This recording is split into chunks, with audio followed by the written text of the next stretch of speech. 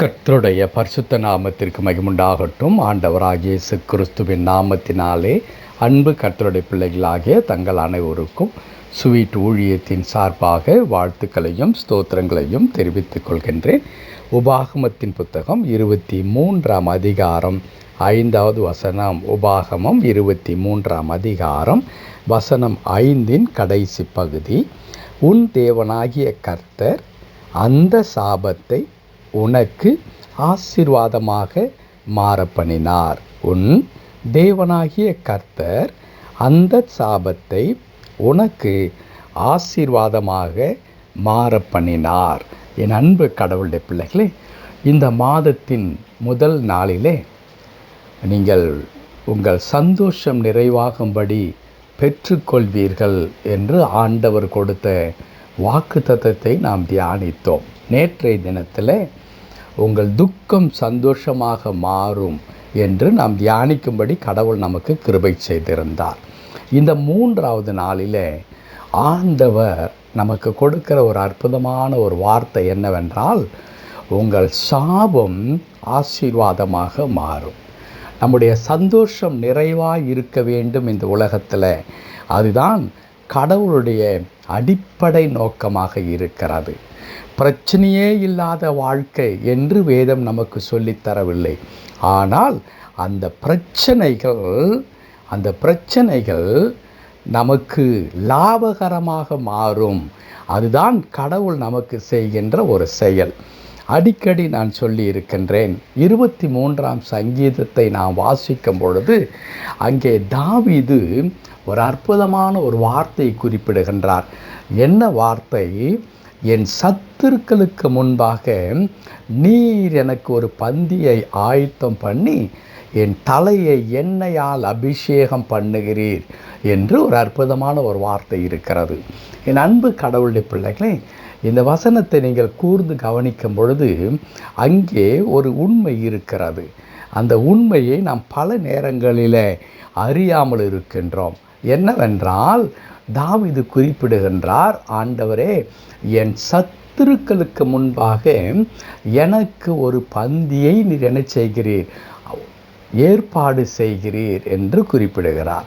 அப்படியானால் கடவுள் தாவீதிற்கு ஒரு பந்தியை, ஒரு விருந்தை, ஒரு ஆசீர்வாதத்தை அவர் ஒழுங்கு செய்ய வேண்டும், ஏற்பாடு செய்ய வேண்டும் என்றால் அங்கே தாவீது யாருக்கு முன்பாக அப்படி உயர்த்தப்பட வேண்டும்?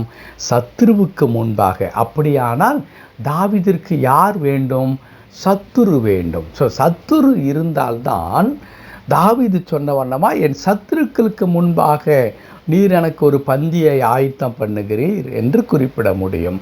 அப்படியானால் தாவீதின் வாழ்க்கையில் இப்பொழுது இருக்கின்ற சத்துரு தாவீதுக்கு லாபமாக தோன்றுகிறதா அல்லது தாவீதுக்கு சாபமாய் தோன்றுகிறதா என்றால், தாவீதிற்கு சத்துரு இருந்ததினால்தான் கடவுள் தாவீதுக்கு அந்த சத்துருக்களுக்கு முன்பாக ஒரு விருந்தை ஆயத்தம் படித்து கொடுக்கின்றார். அதே வண்ணமாகத்தான் என் அன்பு கடவுளுடைய பிள்ளைகளே, பல நேரங்களில் நாம் என்ன நினைக்கிறோம் என்றால், எனக்கு ஒரு சின்ன இடையூறு கூட வரக்கூடாது, என் வாழ்க்கை எப்பொழுதுமே அது மகிழ்ச்சியின் உறைவிடமாக இருக்க வேண்டும் என்று எதிர்பார்க்கிறோம். ஆனால் அது தவறு இல்லவே இல்லை. நாம் விரும்புகிறது எந்த விதத்தில் நாம் விரும்புகிறோம் என்றால், எனக்கு கஷ்டங்களே இருக்கக்கூடாது, என் பாதையில் பிரச்சனைகளே வந்து விடக்கூடாது, அப்படி பிரச்சனையற்ற ஒரு வாழ்க்கையை கடவுள் எனக்கு கொடுத்து என்னை மகிழ்ச்சியாக்க வேண்டும் என்று சொல்லுகிறோம்.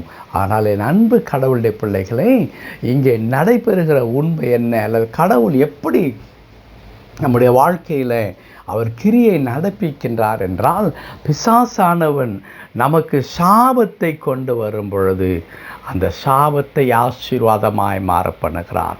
பிசாசானவன் தாவீதின் வாழ்க்கையில் எப்படி சத்துருவை கொண்டு வரும் பொழுது அந்த சத்துருக்கு முன்பாக அல்லது அந்த சத்துரு வெட்கப்பட்டு போகும்படியாய் தாவீதிற்கு ஆண்டவர் விருந்துகளை ஏற்படுத்தி கொடுத்தாரோ, அதே வண்ணமாக என் அன்பு கடவுளுடைய பிள்ளைகளே, பிசாசுவின் மூலமாய் நம்மீது மீது பொறாமை கொள்ளுகிற மக்கள் மூலமாக சாபங்கள் நமக்கு விரோதமாக கட்டவிழ்க்கப்படும் பொழுது நம்முடைய கடவுள் என்ன செய்கிறார்? அந்த சாபத்தை அப்படியே ஆசீர்வாதமாக மாற பண்ணுகிறார். அன்பு கடவுளுடைய பிள்ளைகளே, நீங்கள் எப்படிப்பட்ட சிலாக்கியம் பெற்ற பிள்ளைகளாக இருக்கிறீர்கள். மனிதரிடத்திலிருந்தும் பிசாசுவின் இடத்திலிருந்து சாபங்கள் நமக்கு புறப்பட்டு வரும் பொழுது கர்த்தர் தாம் இதை இடைமறைத்து என் பிள்ளைகளுக்கு நீ ஆசீர்வாதமாய் போய் சேர வேண்டும் என்று அந்த சாபத்தை ஆசீர்வாதமாக மாற்றுகின்றார். அதன் மூலமாய் நம்முடைய சந்தோஷம் பரிபூர்ணப்படுகிறது. இந்த காலை நேரத்தில் என் அன்பு கடவுளுடைய பிள்ளைகளே, ஏதோ ஒரு சாபத்து நிமித்தமாக நீங்கள் மிகுந்த வேதனைக்குள்ளாக கஷ்டத்திற்குள்ளாக நீங்கள் இருப்பீர்களானால் இன்றைக்கு கர்த்தருடைய வார்த்தை சொல்லி தருகிறது, அந்த சாபமெல்லாம் ஆசீர்வாதமாக மாறும்.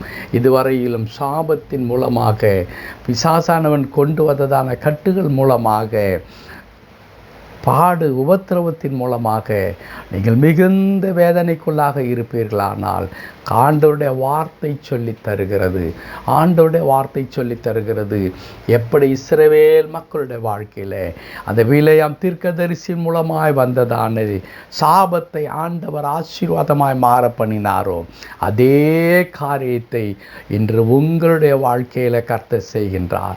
என் அன்பு கடவுளுடைய பிள்ளைகளே, நம்முடைய சாபத்தை எல்லாம் ஆண்டவர் ஆசீர்வாதமாக மாற பண்ணுகிறார்.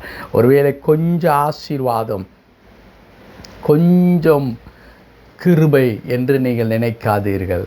உங்களுக்கு வருகின்றது ஆண்டவர் நிறைவான கிருபையை, நிறைவான ஆசீர்வாதத்தை ஆண்டவர் தருகிறார். சாபமான மக்களாக அல்ல, சாபத்தை ஆசீர்வாதமாக்கி கொண்ட மக்களாக நாம் இந்த உலகத்திலே வாழ கர்த்தர் நமக்கு பலன் தருகிறார். என் அன்பு கர்த்தருடைய பிள்ளைகளே, ஒரு நாளும் கலங்க வேண்டாம். சாபத்தை பார்த்து, பிரச்சனையை பார்த்து ஆண்டவரை விசுவாசிக்கிற பிள்ளைகள் பயப்படவே முடியாது. ஏன் பயப்படக்கூடாது?